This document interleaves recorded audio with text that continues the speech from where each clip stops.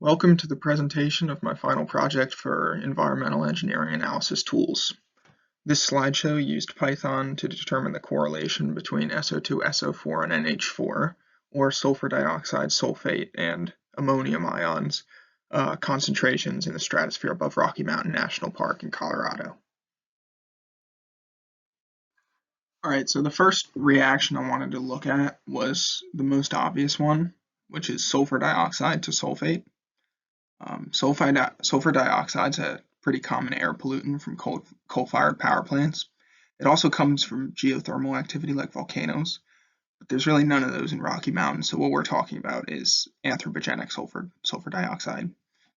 It's known to react in the stratosphere, as you can see from this the top red arrow in this image that I got off the internet.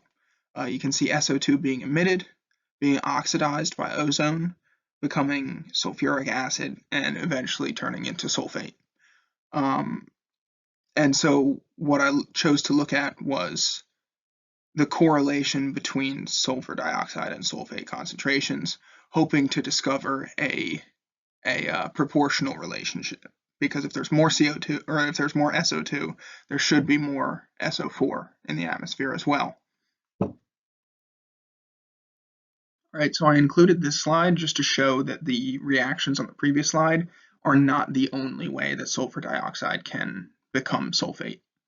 So you can see on the left that there's photochemical reactions, cloud chemical reactions, and haze chemical reactions. So there's quite a few chemical processes that sulfur dioxide can go through to become sulfate. This provides more evidence that sulfate and sulfur dioxide concentrations should have some sort of proportional relationship. And then on the right, you can just see how sulfur dioxide is emitted in the first place, which is S8, which is the sulfur inside of coal, plus O2. It combines with oxygen when heated, and you release SO2, which is what happens when you burn coal. And then that can move on to the reaction seen on the left and seen on the previous slide, and eventually go on to form sulfate. All right, so in order to visualize the data and to get a visual representation of the dependence of sulfate and sulfur dioxide on each other, what I did was I used Python to plot SO2 concentrations. These are weekly average concentrations. SO2 concentrations versus SO4 concentrations. And then I incorporated a trend line, and that's the red line that you see. And the two yellow lines are one standard deviation away from the trend. So what we can see here is that almost none of these dots fall within the two yellow lines. And if this was a dominant reaction in the atmosphere, what we would see is almost every single dot falling between the two yellow lines, which means that as sulfur dioxide concentration goes up, sulfate concentration goes up. As sulfur dioxide goes down, sulfate goes down. So that would mean that they're dependent on each other, they're proportional to one another, and that the reactions I showed on the previous two slides are in fact dominant reactions in the atmosphere. What we see here is that there is almost absolutely no correlation between the two. Even without adding the trend line, it would be plain to see that this is just a mass of dots, this is just a scatter plot. There is almost no apparent correlation between SO2 and SO4. However, we know that those reactions are taking place in the atmosphere. Sulfur dioxide is turning into sulfate. So why is there no trend?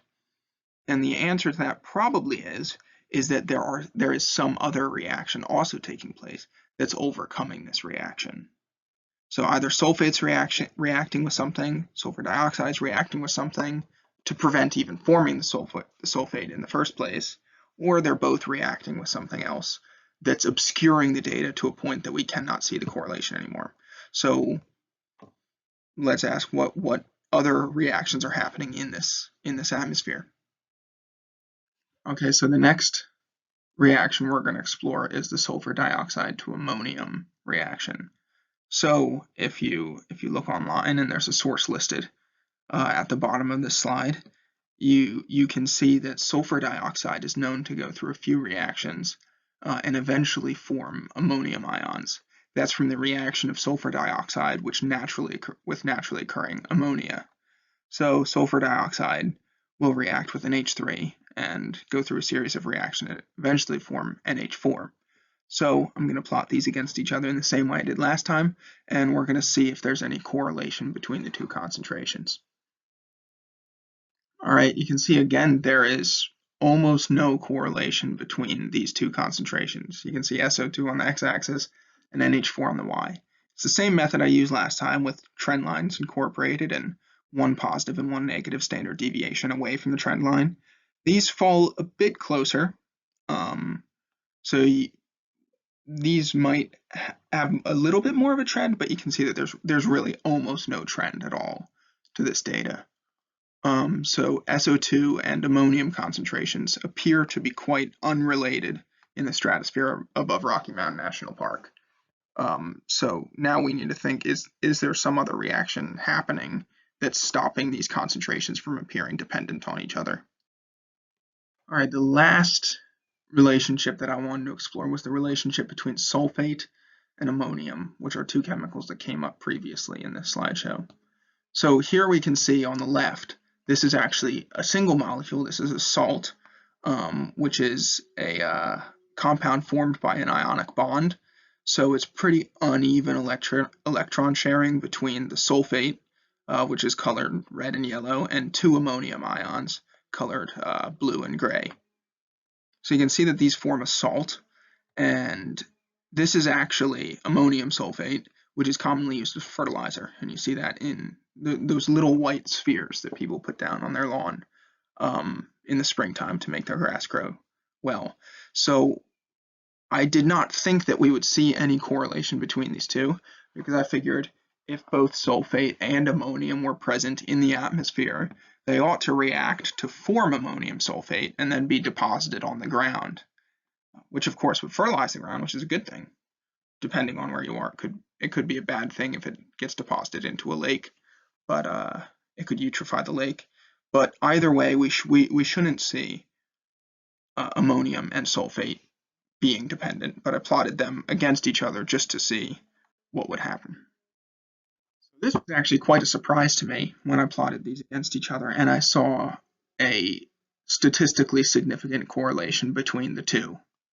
I was not expecting this to happen. I did not think that the two were related, but you can see an undeniable correlation between the two. And also these blue dots, these are weekly average concentrations. These aren't single concentrations, and this couldn't possibly be a fluke. These two are undisputably related. Now this could either mean that sulfate contributes to the production of ammonium or vice versa, or perhaps they come from the same source. Perhaps they're emitted together somehow. Or perhaps some reaction that takes place creates both of them, and that would again mean that they come from the same source. So there has to be some sort of correlation between the two. In order to explain the correlation between sulfate and ammonium, we actually have to return to the first image that I brought up on this slideshow. And what you can see is something that I initially missed in my investigation, and that was that, again on the top red arrow, you can see sulfur dioxide being emitted, oxidized to sulfuric acid, and then broken down into two hydrogen ions and a sulfate ion.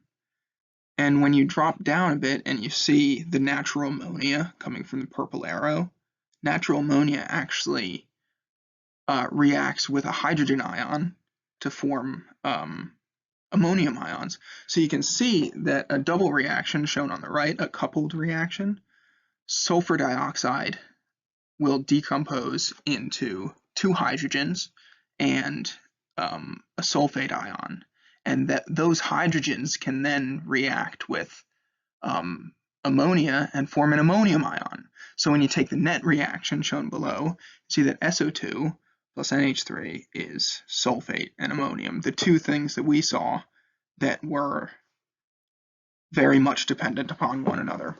So what we've determined here is that this coupled reaction is actually the source of both sulfate and ammonium. So it's exactly what I had guessed on the previous slide, and that sulfate and ammonium come from the same source. The same coupled reaction will form both of them, because the reaction that forms sulfate also makes two hydrogens available, which can then react with natural ammonia and form an ammonium ion, which is why they show up in the same place at the same time, and their concentrations are very much linked. All right, so I included the code that I wrote in order to generate those three graphs as an appendix. So just to go through it real quick, you see I imported everything I needed. I imported my CSV file. I converted it into a pandas data frame. I dropped all the columns to kind of clean up the data a little bit and only have the columns that I wanted. And then I plotted scatter plots of SO4 versus NH4, SO2 versus SO4, and SO4 versus NH4. And then what I did was I plotted a trend line and standard deviations against that trend line. And that's how I developed the red and yellow trend lines and standard deviations that you see and on the slides. And then I just did plt.show and popped up with my graphs.